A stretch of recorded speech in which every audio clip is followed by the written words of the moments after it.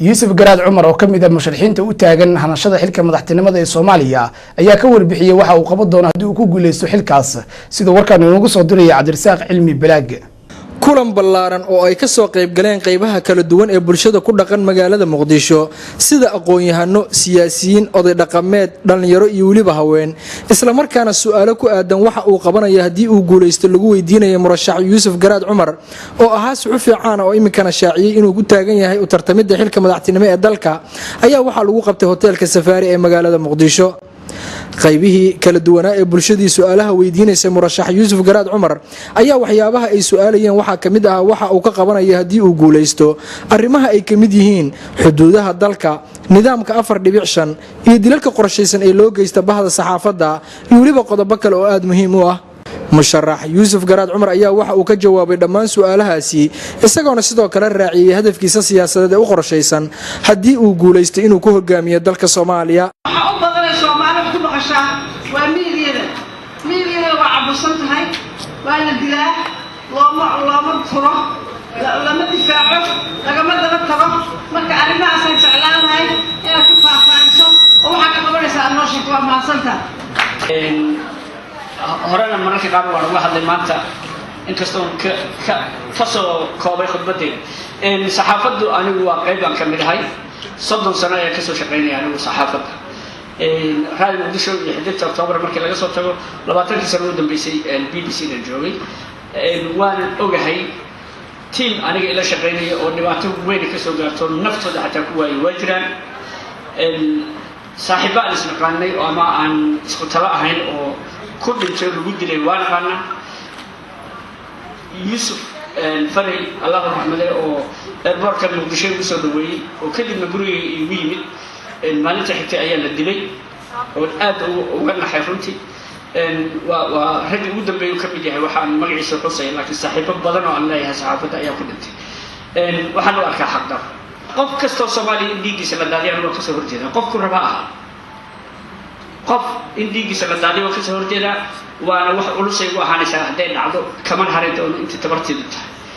xukuumadda madaxa u hayaan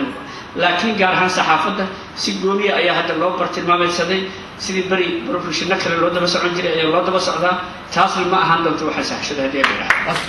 waxaan laga maqlaa gobol intii iyo dhulka waareeniya hasaatee waxaa isku dayay hogaamiyihii madaxweyne Maxamed Sheekh Bare runtii guul ayuu ka gaaray hasaatee waa laga leexday ruushka iyo qoloyinka ayaa laga leexday oo guushaan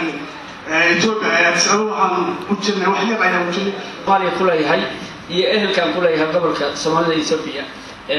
waxaan maleynaa waxa badan kan Ethiopia kuleeyahay oo gobolkaas ka tirsan marka horta qof aan ka warqabin ma ihi been la isu sheego ama waxaan la gaarin la isu sheego haddaan maanta inta halkan soo istaagay yiraahdo ogadeena Soomaaliya ku soo dareeyahay doorta ilama hana dooranaysan inaan ku soo dari karin oo deebtay anigu shakhsiyan marka meeshaan ka hadlay waxa weeye nidaam ayaa jira adduunka in gobolkaasi dadka degan Soomaaliyeed oo aniga ehelkayga ay yihiin oo adeerada ay yihiin oo abtiyaasha ay yihiin waan ogahay laakiin waxaas waan jecelahay iyo waa islaanahay kaliya xuduudaha adduunka loo masar system ayaa ka jira hadda Djibouti lagama sheegay arrimahaas sababtoo ah ku kalsoonahay madaxweynaha Soomaaliya ka tagay Soomaaliya oo ku kalsoonahay laakiin maanta dadna Djibouti waa in qaadana ka war masaaxiib bayna noqon dadka reer Djibouti masoo lagu dagaalamaya haddaan nidhaahno waa in anaga naga tirsanato gobol ahaata haddaan dhaxal oo xamar laga xukumo marka waxaan u jeedaa taas nidaam ayaa jira shucuubtaas ayaga go'aankooda leh go'aankaas inuu ahaado hadday doonayaan inay ka go'aan wadamadaas dariiqay doonaan ay u maraan oo dariiq dimuqraadi ay u maraan oo codka ay qaadeen uu noqdo boqolkiiba intii la isku ogaayay lagu go'i karay in ay wadan gooni ahaadaan gaarisa hadday doonto in Soomaaliya ku soo biirto iyo hadday doonto wadan gooni inay noqoto dadka reer gaarisa u taallay aniga iyo mataa umana taalla dadka Muqdisho marka aniga waxaan leeyahay wadamada dariska ayaan colaad laga samaysan yaa siyaasad aan maanta adduunkan ka shaqeynay lagu haminin haddii gobolkaasi ka go'ay Ethiopia jigjiga haddii Ethiopia ka go'ayso waa arrin jigjiga in looga tashado baax